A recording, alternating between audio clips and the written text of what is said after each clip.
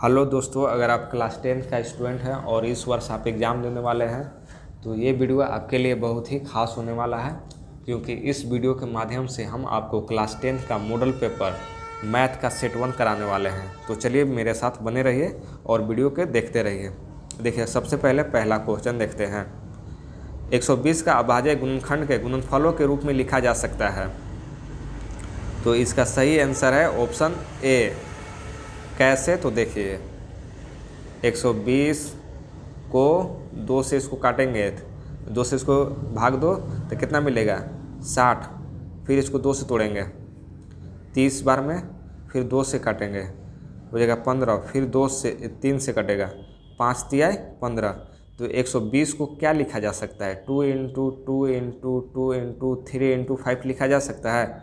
तो यही तो ऑप्शन ए है, इसलिए ऑप्शन ए सही है। अब देखिए सेकेंड क्वेश्चन। 306 और 557 का महत्व समाप्त वर्तन यानी एचसीएफ दिया है, तो एलसीएम क्या होगा? एलसीएम आपसे पूछा है। तो एक फार्मूला क्या होता है कि एचसीएफ गुना एलसीएम बराबर दोनों जो संख्या है उसका गुना।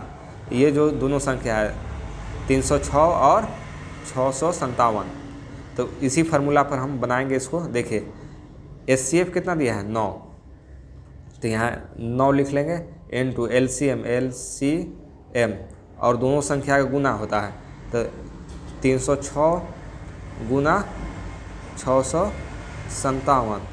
अब यहाँ से एलसीएम निकालना है, तो एलसीएम को रख लीजिए। एलसीएम बराबर क्या हो जाएगा? 306 गुना 657। अब ये जो 9 है इसके बट्टे में चला जाएगा। जब आप इसको काटिएगा तो आपको मिलेगा 22,338, यानी ऑप्शन बी सही है।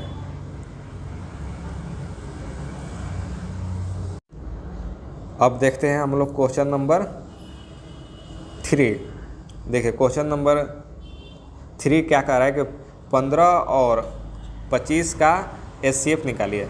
तो 15 के तोड़ लीजिए आप, 3 इंटू 5 में टूटेगा, और 25 के तोड़ेंगे तो 5 इंटू 5 में टूटेगा। जो दोनों में मिल रहा है वो हो जाएगा एचसीएफ। तो एचसीएफ बराबर कितना हो जाएगा? 5। तो इसका ऑप्शन ए सही है। क्वेश्चन नंबर 4 देखिए, एक प्राकृतिक संख्या का अभाज्य गुणनखंड उसके गुणनखंडों के क्रम को छोड़ते हुए होती है। क्या होती है? तो अद्वितीय होती है। क्वेश्चन नंबर 5 देखिए, द्विघात बहुपद जिसके शून्यकों का योग √2 है और गुणनफल 1/3 है। देखिए, इसमें दिया है अल्फ़ा प्लस बीटा 1/2 है, यानी शून्यकों का योग इसको बोलते हैं। ये 2 दिया है और अल्फ़ा इंटू बीटा दिया है 1/3 ना।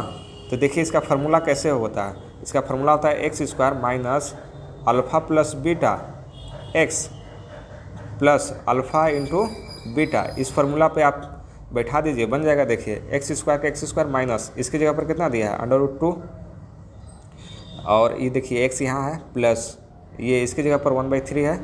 इसको सॉल्व कीजिए।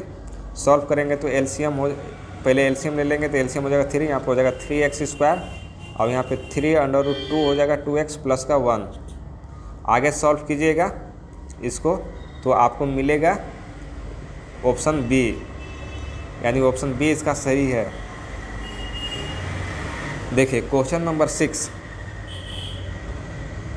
यदि ax² plus bx plus c का शून्यक अल्फ़ा कोमा बीटा हो तो अल्फ़ा प्लस बीटा का मान ज्ञात कीजिए। ये तो डायरेक्ट फार्मूला है, ऑप्शन ए सही है इसका। इसमें देखिए, यदि बहुपद px के लिए ग्राफ आकृति में दिया गया है, बहुपद शून्यकों की संख्या ज्ञात कीजिए। इसमें शून्यकों का संख्या कितना है ये बताना है, और भी किस पर? तो px पे बताना है। तो देखिए, ये ग्राफ होता है और ये लाइन होता है, इसको बोलते हैं px बोलते हैं, और ये लाइन होता है इसको बोलते हैं py, इसको बोलते हैं py। तो आप पर पूछा है कि px पर बताइए कितना कटा है, कटा हुआ है, इस पर शून्य कितना है ना, ये जो लाइन है ये वाला, ये इस पर कितना बार टच हुआ है, पी एक्स पे कितना बार काटा है, तो एक बार भी टच हुआ है नहीं हुआ है, इसलिए इसका शून्य कितना हो जाएगा 0, यानी पी एक्स पर शून्य कितना है 0 है। 8वां क्वेश्चन देखिए, इसमें देखिए है क्वेश्चन कि A X plus B Y plus C one बराबर 0, यानी ए वन एक्स है और बी वाई वन और प्लस सी बराबर 0 है, और दूसरा है A two X plus B two Y और प्लस सी टू बराबर 0 है। तो इसका बोल रहा है कि इसमें यदि A one by A two बराबर B one by B two, और यहाँ बोला है कि not equal to C one by C two है, तो इसका युग्म होगा, कौन सा युग्म होगा, तो इसका अनेक हल होगा। क्या होगा, अनेक हल होगा। कैसे होगा देखिए, इस समीकरण का युग्म क्या है, अनेक हल है। कैसे है, जब देखिए इस टाइप से आ जाए A one by A two बराबर B one by B two और not equal to C one by C two रहेगा ना, तो उसका जो हल होगा वो अनेक हल होता है। अब क्वेश्चन नंबर 9 देखते हैं। समीकरण 2x माइनस 3y बराबर 0 और दूसरा समीकरण है 3x प्लस 4y बराबर प्लस 20 बराबर 0 निरूपित सरल रेखाएं है। देखिए क्या कह रहा है क्वेश्चन कि समीकरण का युग्म इतना और इतना द्वारा निरूपित सरल रेखाएं हैं। तो पहले इसको देखिए कैसे सॉल्व करेंगे। देखिए यहाँ पे a1 कितना है, a1 है 2 है ना, इसको ऐसे सॉल्व कीजिए। देखिए a1 बाई a2 कीजिए, यानी 2 बटा कितना हो जाएगा 3, और b1 बाई b2 b1 कितना है -3, और इसमें है प्लस का 4, यही ना है +4, तो ये दोनों बराबर हैं आपस में नहीं है, इसलिए ये क्या हो जाएगा प्रतिच्छेदक होगा, यानी a1 by a2 not equal to b1 by b2 ऐसा होता है, तो वो समीकरण क्या करता है, प्रतिच्छेद करती है।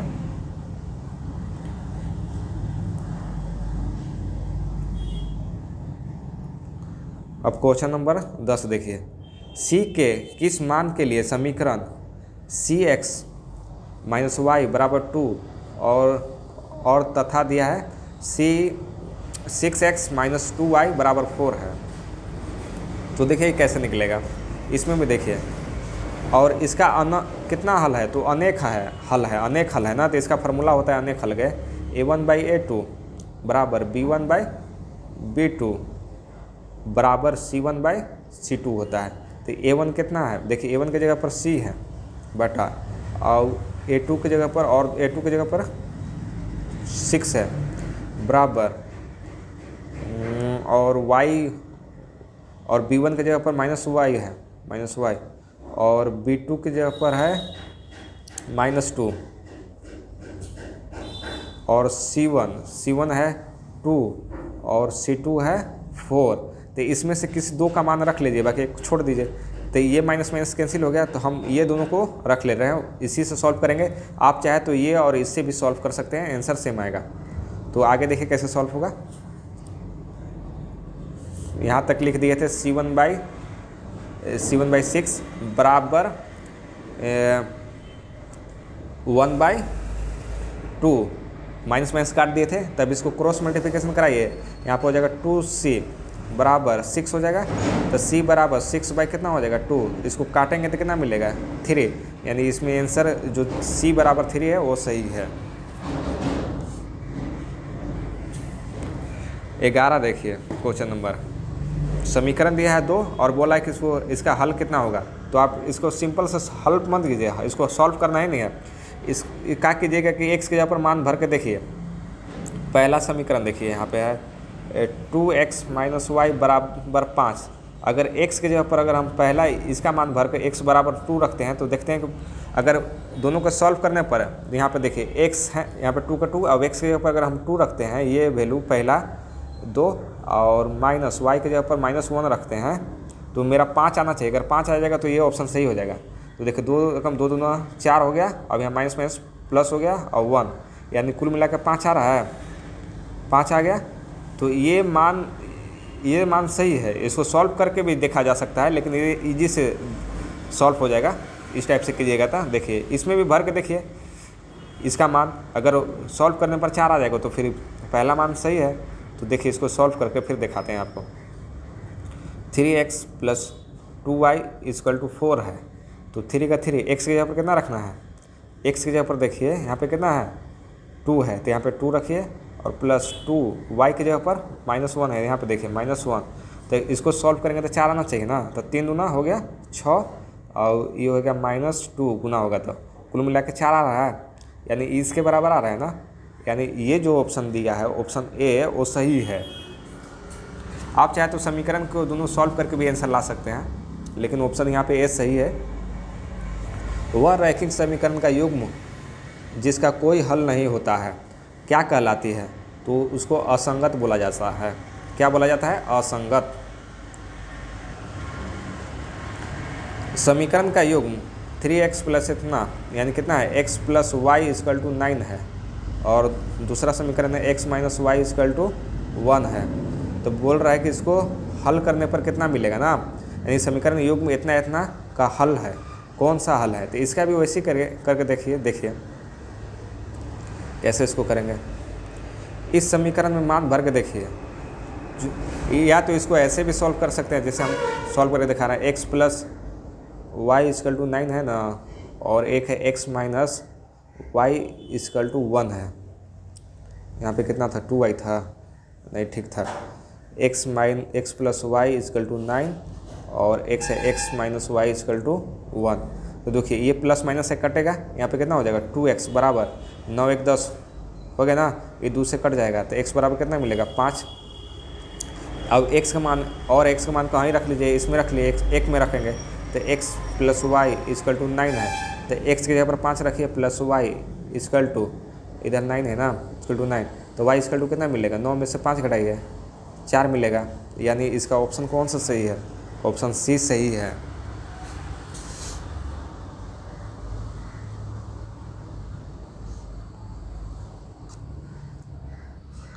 इसका ऑप्शन कौन सा सही था, तो ऑप्शन सी इसका सही है। देखिए अगला क्वेश्चन कह रहा है कि निम्नलिखित में से कौन सा द्विघात समीकरण है। तो देखिए इसका सिंपल से तरीका है, ये जो बाहर x है इसको अगर x अंदर में गुना करेंगे तो कितना हो जाएगा, x² हो जाएगा -3x हो जाएगा, और इधर है x² -7 है, तो ये x कैंसिल हो जाएगा। तो ये तो द्विघात समीकरण नहीं है। क्यों नहीं है, क्या है कि द्विघात समीकरण होता है ax² + bx + c के रूप में होना चाहिए, ऐसा है तो द्विघात समीकरण है। लेकिन देखिए इसमें x और x से कट जा रहा है, इसलिए यह द्विघात समीकरण नहीं है। सेकेंड वाला के भी हम देखते हैं इसको सॉल्व करके। तो इसमें देखिए इसका भी देखिए a + b का होल स्क्वायर पर इसको तोड़ेंगे तो इसका भी x कट जाएगा, इसलिए ये भी द्विघात समीकरण नहीं है। इसमें देखिए इसको तो तोड़ लेंगे a + b का होल स्क्वायर पर, लेकिन इधर x नहीं ना है, ये बराबर के बाद, यानी ये भी द्विघात समीकरण है। और इसमें भी देखिए डी में देखिए यहाँ पे x² है और इधर ये बराबर के बाद x² नहीं है, तो ये तो कभी कटेगा ही नहीं x², यानी ये भी द्विघात समीकरण है और ये भी द्विघात समीकरण है, इसमें दोनों द्विघात समीकरण है। क्वेश्चन नंबर 15 देखिए, यदि विविक्तर कह रहा है कि 0 से बड़ा है d, तो मूल क्या होगा। मूल देखिए अगर d बड़ा हो जाएगा 0 से तो उसका मूल क्या होगा, वास्तविक होगा और भिन्न होगा, यानी इसका ऑप्शन ए सही है। देखिए यहाँ पे 16वां क्वेश्चन देखिए, द्विघात समीकरण का मूल का प्रकृति ज्ञात करना है ना। मूल का प्रकृति है, तो इसका पहले हम लोग क्या करेंगे कि ये क्वेश्चन का हम लोग क्या करेंगे, सबसे पहले इसका डी निकाल लेंगे, विविक्तर निकाल लेंगे डी, और डी से पता चल जाएगा कि वास्तविक मूल है और समान मूल है या इसका मूल नहीं है। तो देखिए सबसे पहले इसका डी निकालिए। ए बराबर कितना है, इसमें एक्स के आगे कुछ नहीं है तो 1 होगा, और बी बराबर कितना है, एक्स² के आगे वाला 1 होता है, आगे x² का जो भी आगे रहे वो a होता है, और x का आगे कितना है, कुछ भी नहीं है, तो इसका भी कितना होगा, a होगा, यानी a बराबर 1 है और b b बराबर भी 1 है और इसमें c बराबर -1 है। तो फार्मूला होता है d का b स्क्वायर माइनस 4ac। तो b की जगह पर कितना रखेंगे 1 का स्क्वायर कर दीजिए और -4 इंटू ए 1 इंटू सी -1, तो ये हो जाएगा 1 और ये माइनस में से हो गया प्लस और यहाँ पे 4, यानी d बराबर कितना आ रहा है +5 आ रहा है, +5 आ रहा है ना। तब अगर d का मान 0 से बड़ा आ रहा है तो उसका मूल क्या होगा असमान और वास्तविक होगा। तो इसका आंसर कौन सा है, तो ये आंसर इसका सही है, वास्तविक तथा असमान। अगर यही d बराबर 0 आ जाता ना तो इसका वास्तविक और समान मूल होता, यानी ऑप्शन ए सही होता है, ये ऑप्शन ए। लेकिन d बराबर कितना आया, d बराबर आया 0 से क्या होना चाहिए बड़ा है, इसमें 0 से बड़ा आ रहा है, इसलिए मूल क्या होगा वास्तविक और असमान होगा। देखिए क्वेश्चन नंबर 17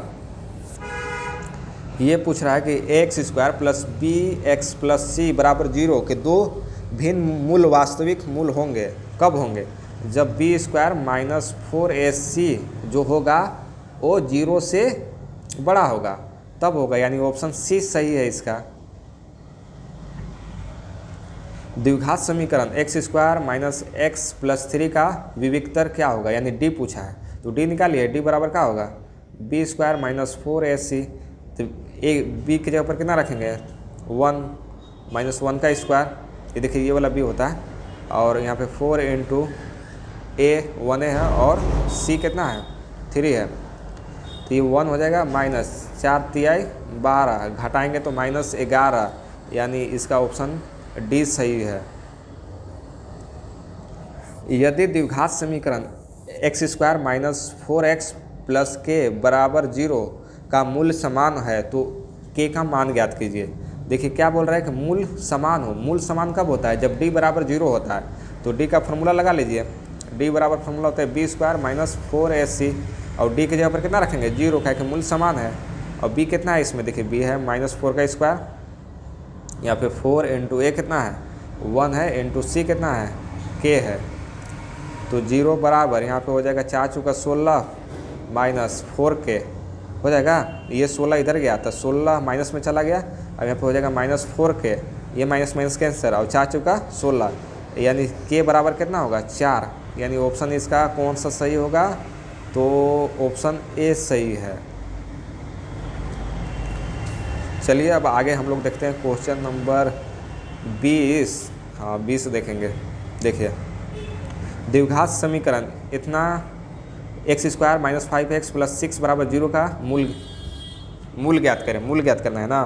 देखिए एक्स स्क्वायर माइनस 5x और प्लस 6 बराबर 0 है, तो इसको मूल ज्ञात करना है। तो फैक्टराइज कीजिए, गुना करने पर कितना आना चाहिए 6x स्क्वायर आना चाहिए, और जोड़ने घटाने पर 5x आना चाहिए। तो कौन कौन संख्या है, तो 3 2 6 2 और 3 है, यानी एक्स स्क्वायर माइनस यहाँ पे 3x और माइनस 2x रखेंगे और प्लस 6 बराबर 0। या इसमें x कॉमन निकाल लीजिए तो x माइनस कितना हो जाएगा 3, इसमें -2 कॉमन निकालिए तो x माइनस कितना हो जाएगा 3 हो जाएगा।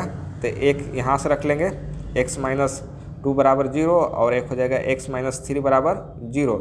तो इसमें x बराबर हो जाएगा प्लस का 2, इसमें x बराबर हो जाएगा माइनस का, और माइनस है तो प्लस का ही 3 हो जाएगा, यानी 2 और 3 आंसर होगा इसका। 2 और 3 आंसर कहाँ है, 2 और 3 ऑप्शन यहाँ देखिए, हाँ ऑप्शन बी सही है। निम्नलिखित में से कौन सा एपी है, एपी कब होता है, जब डी निकालेंगे ना तो कम से कम 2 डी निकालिए, दोनों डी का वैल्यू समान होना चाहिए। और डी कैसे निकलता है, तो पीछे वाला संख्या में से आगे वाला घट जाता है। तो देखिए इसमें 4 में से अगर 2 घटाएंगे तो कितना मिलेगा 2, लेकिन 8 में से 4 घटाएंगे तो कितना मिलेगा 4। तो ये तो एपी नहीं है, अगर एपी रहता तो दोनों का सार्वंतर समान होता, इसलिए ये एपी नहीं है। इसमें देखिए, इसमें देखिए ऑप्शन बी में ये अगर 3 में से 1 घटाएंगे तो मिलेगा 2, नहीं, डी निकालने के लिए फार्मूला होता है A2 में से 1 घटाइए और फिर D निकालेंगे A3 में से A2 को, तो A3 में से A2 निकालेंगे घटाएंगे तो देखिए फिर हो जाएगा 5 में से 3 घटाएंगे तो कितना मिलेगा 2, यानी ये AP है। क्यों AP है, क्या कि इसका जो D है वो सब जगह समान है, बराबर है ना, इसलिए AP है। यानी ऑप्शन बी सही है इसका। अब यहाँ देखिए 22वां क्वेश्चन कि AP 2 7 12 कोमा डॉट डॉट है का 10वां पद ज्ञात कीजिए। तो 10वां पद देखिए A बराबर कितना है 2 है और D निकालिए तो 7 में से 2 खर्च तो 5 हो जाएगा D, 5 हो जाएगा ना D। और तो निकालना है A10 तो A10 का फार्मूला क्या होता है A plus 9 go D। A कितना है 2 है, 2 प्लस 9 इंटू D कितना D है 5 तो 9 पचे 45, 45 9 पचे 45 और 2 जोड़ दीजिए तो हो जाएगा 47। तो ये ऑप्शन सही है, ऑप्शन सी। क्वेश्चन नंबर हम लोग 23 देखते हैं। देखिए 2 अंकों वाली कितनी संख्या 3 से विभाजित है, 3 से विभाजित है। तो देखिए इसमें पहले देखिए कि 2 अंकों वाली कितनी संख्या 3 से विभाजित है। तो पहला संख्या क्या कौन विभाजित होगा 12, 11 तो होगा नहीं, फिर होगा 15, कहाँ तक 2 अंक जाएगा तो जाता है 99 तक। तो 99 भी 3 से विभाजित हो जाएगी, यानी इसमें A बराबर कितना है 12 और D बराबर कितना है तो 15 में से 12 खर्च 3 हो जाएगा, 3 हो जाएगा। तो अब इसमें बोलना है कि कितनी संख्या 3 से विभाजित होगी। तो इसका निकालने का देखिए कैसा तरीका है। इसको AP से निकलेगा तो फार्मूला होगा AN बराबर A plus N minus 1 into D। तो AN कितना था, AN जो लास्ट पद था वो 99 है और A कितना है A था 12 और प्लस N कितना था नहीं है, N तो निकालना है और D कितना था निकाले थे 3।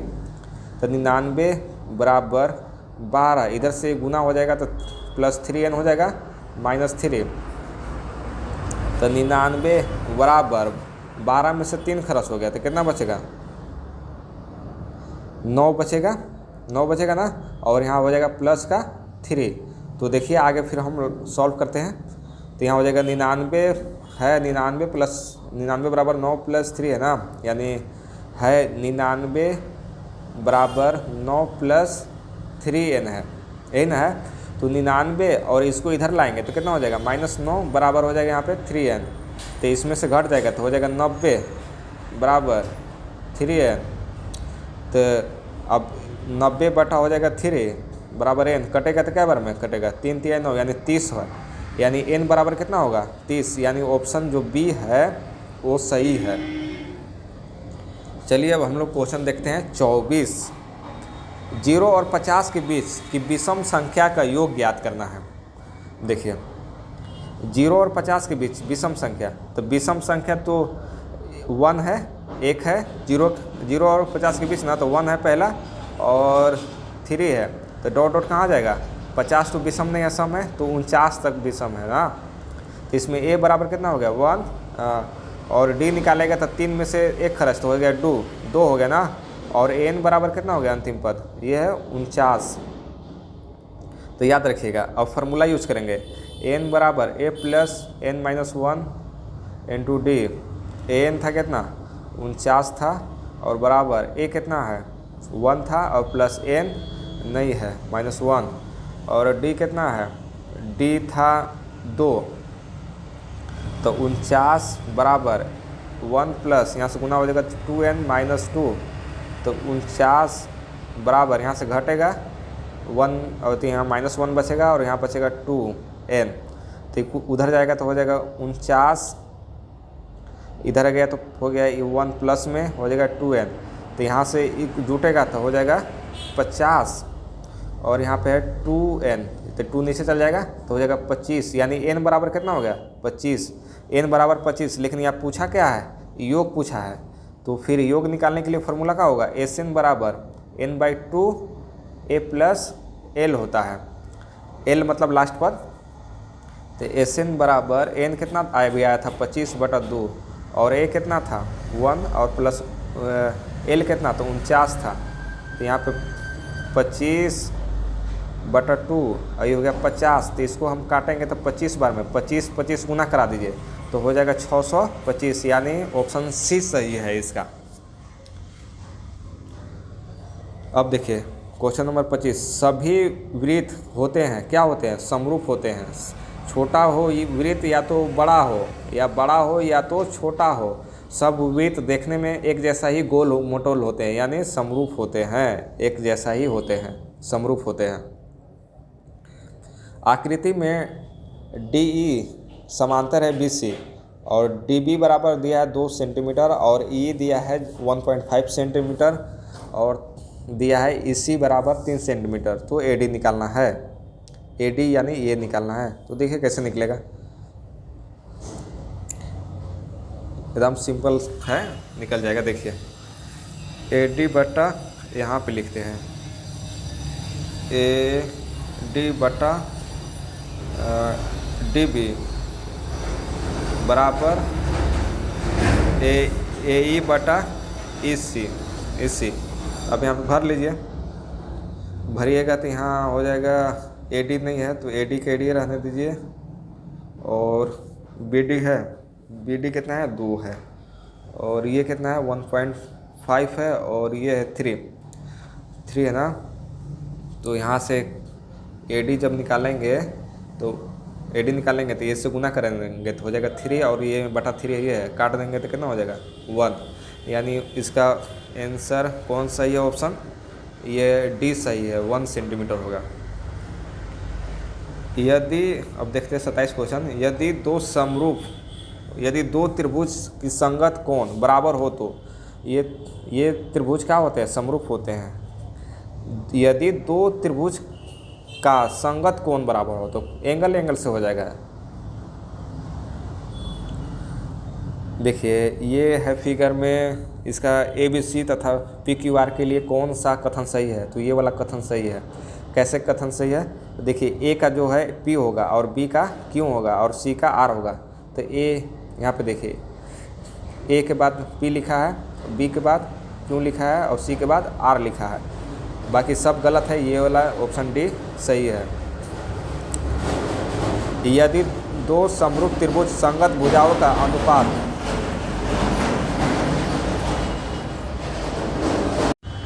देखिए क्वेश्चन है, यदि दो समरूप त्रिभुज के संगत भुजाओं का अनुपात 4:9 है तो उसकी क्षेत्रफल का अनुपात क्या होगा। तो देखिए कुछ नहीं, तो सिंपल सी बात है, 4/9 है ना, अनुपात ऐसे भी होता है तो इसका स्क्वायर कर लीजिए। 4 का कितना हो जाएगा 16 और 9 का 81, यानी 16 अनुपात 81, ऑप्शन D सही है। एक समबाहु त्रिभुज का भुजा 2A है तो उसके शीर्ष की लंबाई क्या होगा, शीर्ष की लंबाई क्या होगा। तो शीर्ष की लंबाई क्या होगा, देखिए एक समद्विबाहु त्रिभुज है, यहाँ पे 2 है, इहो है और ये भी 2 है और ये भी 2 है। तो इसका ये जो है ना, ये शीर्ष की लंबाई निकालना है तो इसको पाइथागोरस प्रमेय से निकाल लीजिएगा, सिंपल सी बात है। तो इसको जब निकालिएगा तो इसका आंसर कितना हो जाएगा, निकाल दे। देखिए यहाँ पे 2 है तो यहाँ केवल यहाँ तक रहेगा तो केवल n हो जाएगा। मान लीजिए A है और B है और ये C है, तो इसमें निकालेंगे ये तो कैसे निकलेगा। ये देखिए ये है P है और ये B है और ये H है। तो P निकालने के लिए क्या फार्मूला होता है, P बराबर H² माइनस B² फार्मूला होता है। अब P बराबर H कितना है, √2A का स्क्वायर और यहाँ है A का प्लस और माइनस A², A का स्क्वायर। तो यहाँ पे हो जाएगा P बराबर, यहाँ पे हो जाएगा 4A² √4A² और ये हो जाएगा माइनस A², इसको घटाइएगा तो हो जाएगा 3A² हो जाएगा ना। तो अब A² रूट से बाहर निकलेगा तो √3 और A हो जाएगा। ऑप्शन कौन सा सही है, तो ऑप्शन A सही है। अब यहाँ पे देखिए त्रिभुज ABC में AB बराबर 6√3 सेंटीमीटर और AC बराबर 12 सेंटीमीटर तथा BC बराबर 6 सेंटीमीटर हो तो कोण B का मान क्या होगा, 90 डिग्री होगा।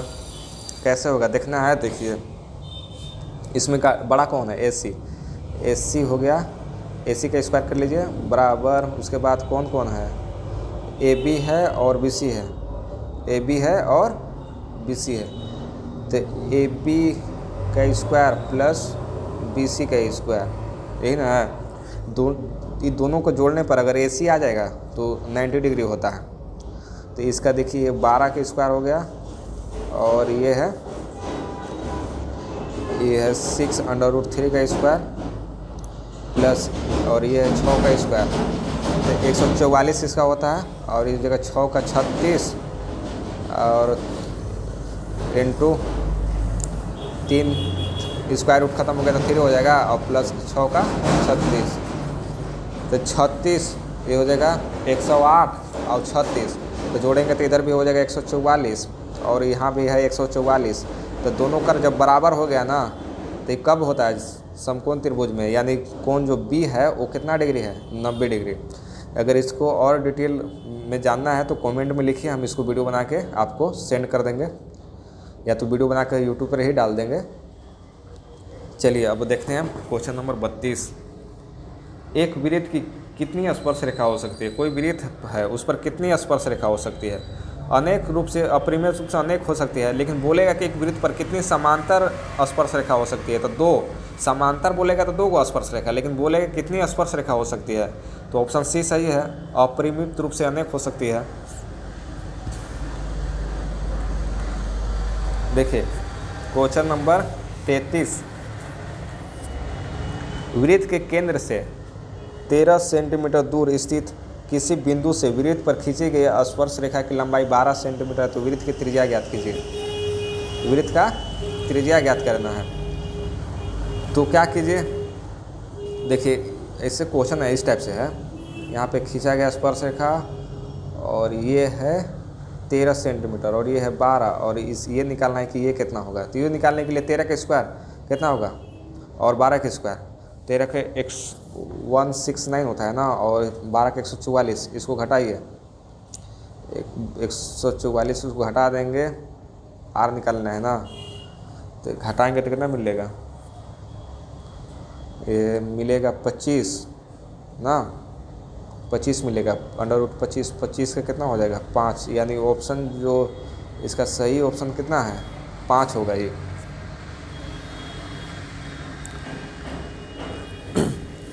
एक बिंदु Q से एक वृत्त पर स्पर्श रेखा की लंबाई 24 सेंटीमीटर तथा Q से दूरी 25 सेंटीमीटर, वृत्त की त्रिज्या ज्ञात करना है। तो ये भी सेम वैसी बनेगा। देखिए एक वृत्त है और इसका त्रिज्या निकालना है, तो यानी यही निकालना है, और एक दिया यहाँ पे मान लीजिए Q है, Q से दिया यहाँ 25, ये 25 है और ये 24 है, तो ऐसे भी पाइथागोरस प्रमेय से निकाल लीजिएगा। 25 का स्क्वायर 24 का स्क्वायर कर और क्या करेंगे, 25 के स्क्वायर में से 24 के स्क्वायर घटा देंगे और उसका जो स्क्वायर रूट निकाल लीजिएगा, जो आंसर आएगा वही होगा। तो इसका निकालिएगा आप आंसर, तो आंसर 7 हो जाएगा।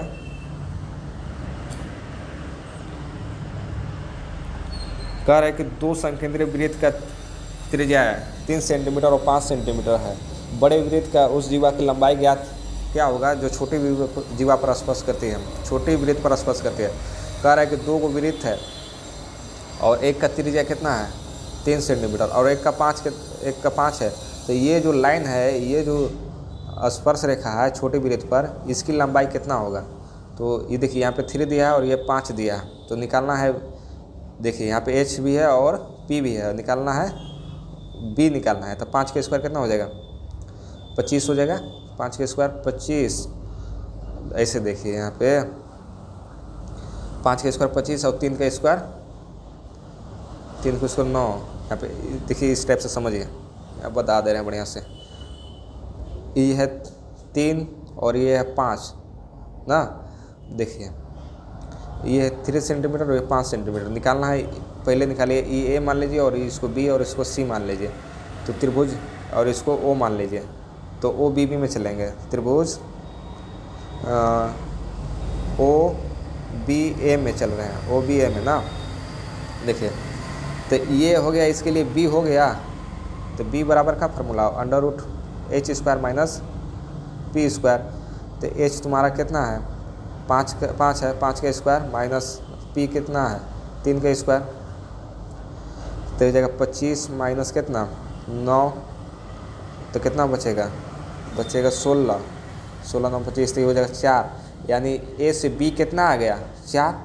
तो भाई इधर भी करेंगे बनाएंगे तो B से C कितना आ जाएगा 4 आएगा, तो दोनों 4 को जोड़ देंगे तो कितना मिलेगा 8, यानी ऑप्शन जो A है वो सही है।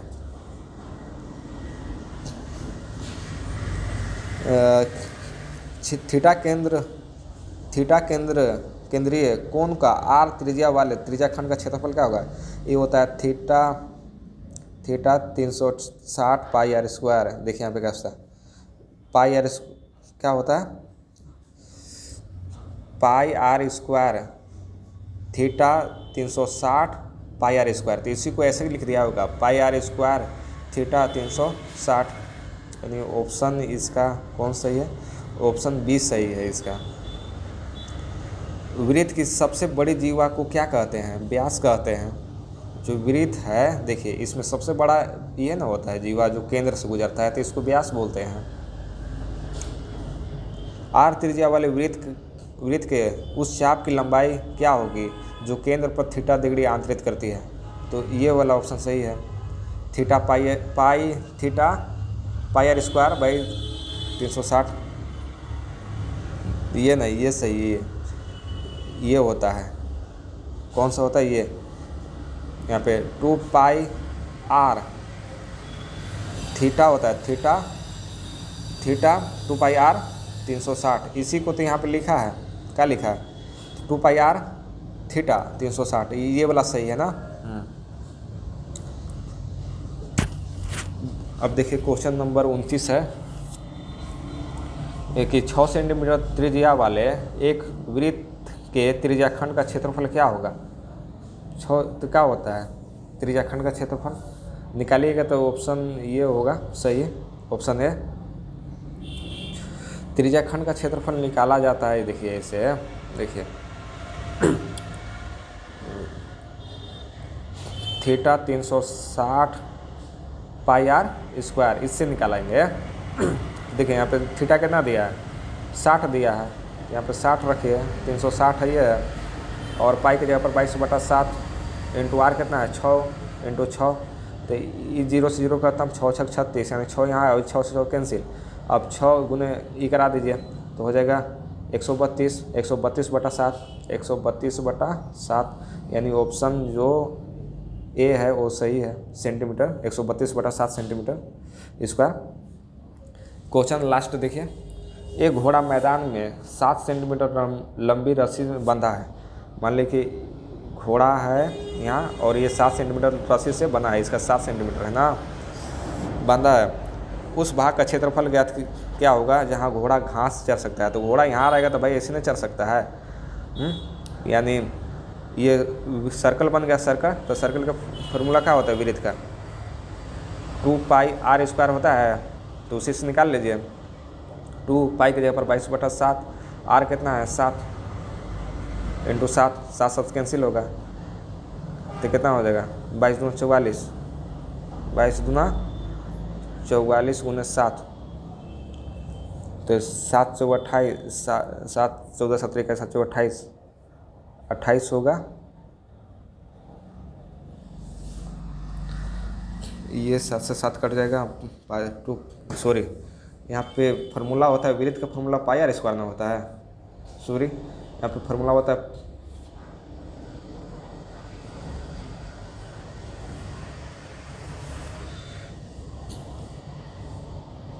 नंबर देखिए 40 है, लास्ट है। एक घोड़ा है, घोड़ा मैदान में बांधा हुआ, उसका त्रिज्या कितना है? 7 सेंटीमीटर। यानी कोई घोड़ा है, उसको रस्सी में बांध दिया गया, ये 7 सेंटीमीटर। अब यहाँ पे घोड़ा बांधा है, तो भाई ये तो ब्रिज जैसा चरेगा ना, मतलब घोड़ा यहाँ बांधा है तो इस टाइप से ये तो जा सकता है, यानी वृत्त है, तो वृत्त का त्रिज्या है मान लीजिए 7 सेंटीमीटर, आर बराबर 7 सेंटीमीटर है। तो कितना भाग चर सकता है, कहाँ तक घोड़ा जा सकता है और कितना चर सकता है, तो वही तो बताना है। तो वृत्त का क्षेत्रफल लगा दीजिए, क्या फॉर्मूला होता है?